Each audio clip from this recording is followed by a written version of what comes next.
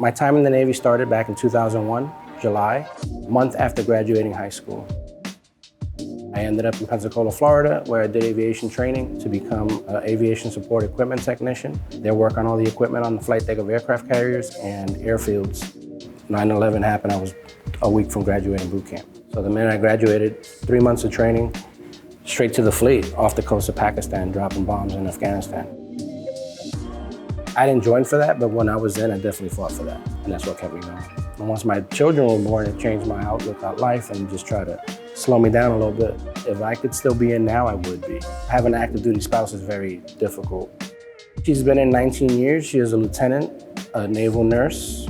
She put in for a commissioning and she received it back in 2015.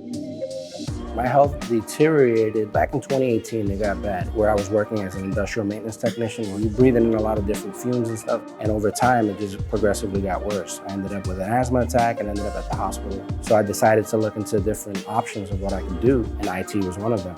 And ACI was one of the first schools that I reached out to. I was like, okay, well, let's go for it. Shoot for the stars and see what happens. It's a 10-week program. It wasn't necessarily just for veterans because we had some civilians in the class. It was just the option that I chose to go to the school was through Vet Tech. There's a program through the VA. ITIL was one of the classes that we first took, and I loved it. I helped a lot of the guys out because, the background in project management within the Navy, it goes hand in hand in the civilian world plus, IT. The first few weeks of class, they came in to talk about apprenticeships, and the minute that they mentioned EK3 and you would get hands-on experience within the IT world, I jumped at the opportunity. It was amazing. I'm going to class, everything I'm doing in class, I'm learning at work. I'm getting the experience that you need in IT to get your foot in the door. He's really happy that he decided to go with a veteran that, the work ethic is there and he wouldn't have any problems out of me, I'll tell you that. I try to balance my work life and my home life. I would come home with a newborn, trying to study in between time. I would even fall asleep in the chair and wake up in the morning, start it over again, go back to work.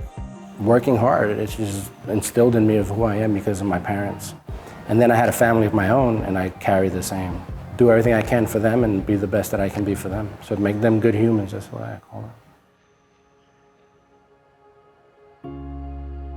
Everything for me revolves around the military. I got an active duty spouse. I have a dad that was a Vietnam veteran. So being in such a military town and going on base and doing stuff, you definitely miss it. I get emotional because that's a part of me, and I loved it.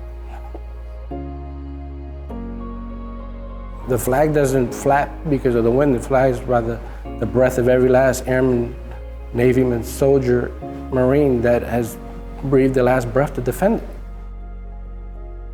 And that's why I fly a flag in front of my home with a light that shines on her always. She never comes down. I didn't do it for a thank you. I did it because I love this country and I would do it for my kids to live in a safer place.